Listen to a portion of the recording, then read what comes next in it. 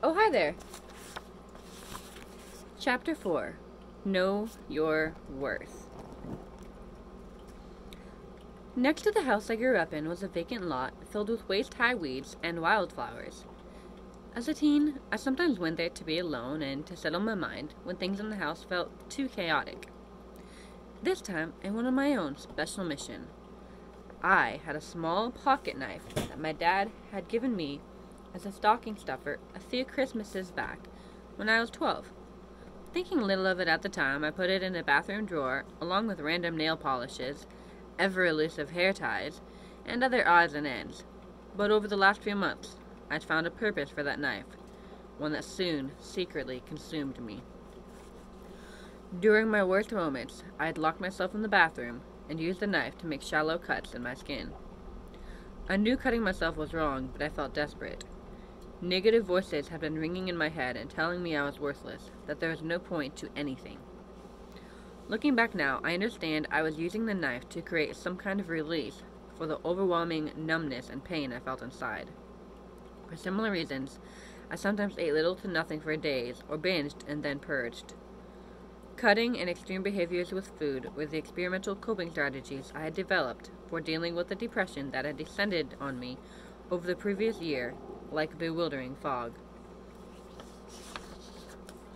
Feeling paralyzed, I would spend hours curled into a ball in my bedroom, unable to move.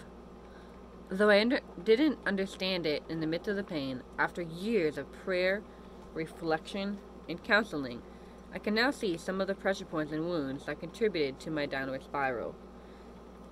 Deeply sensitive and prone to perfectionism, I was already wrestling with the normal changes that girls experience in adolescence while trying to excel in everything I did.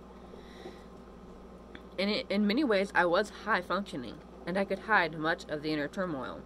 But these fairly typical stresses were exacerbated by problems that had existed in our family since before I was born. Problems that included a history of mental health issues on both sides of our family. In particular, my dad's mental health struggles, which had gone undiagnosed and untreated for years, and my mother's lack of resources needed to cope with it. As could be expected, even with my parents' hard work, goodwill, and idealism, these struggles left a mark on us kids.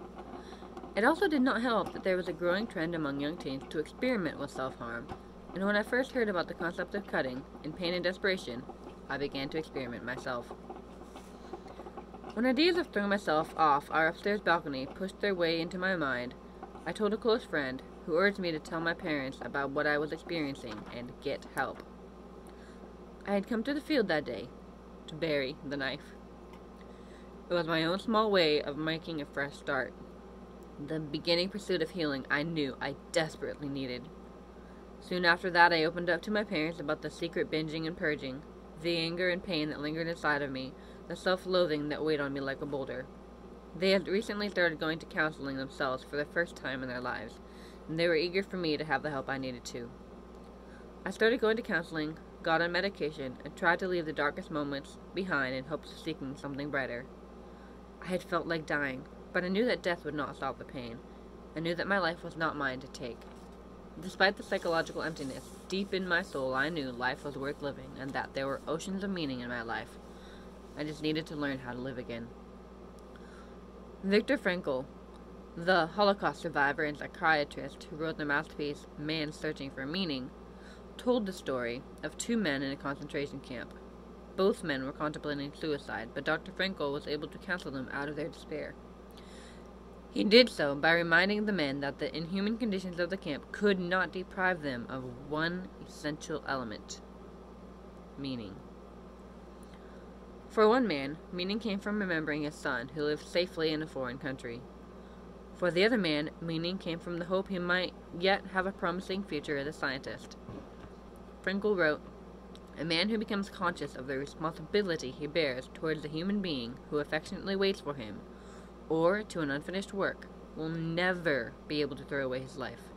He knows the why for his existence, and will be able to bear almost any how."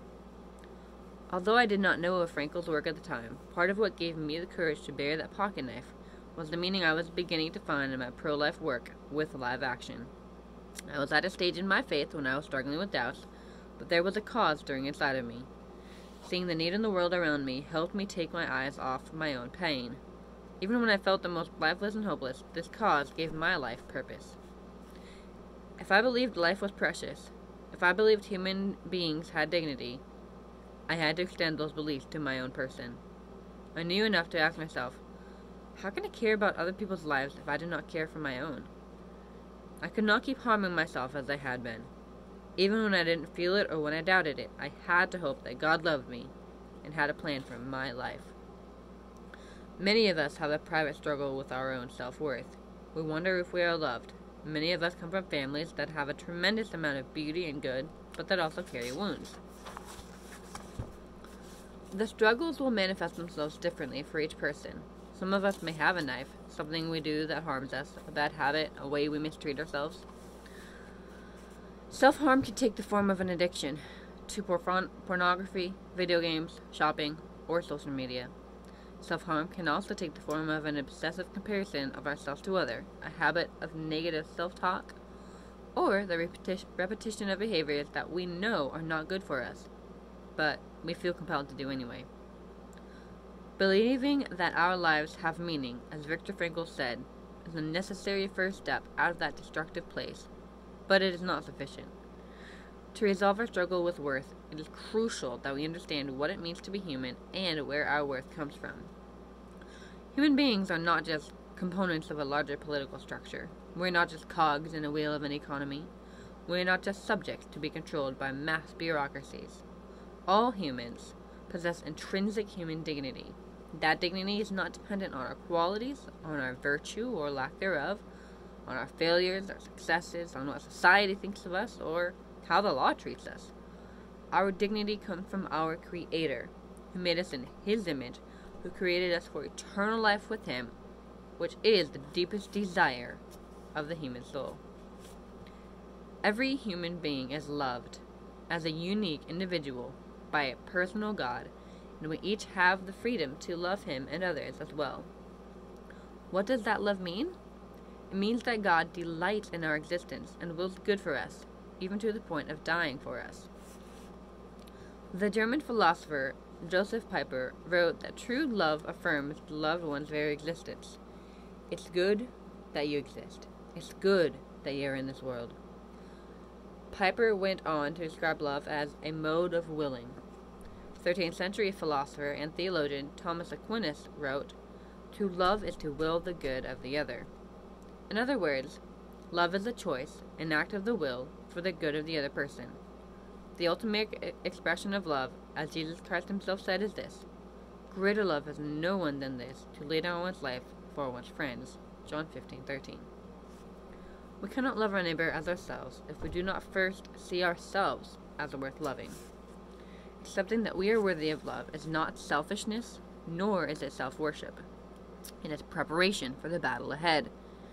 If we are going to fight for a cause, especially one that could alienate many of those around us, our sense of worth may be called into question, either by external enemies or by internal doubts.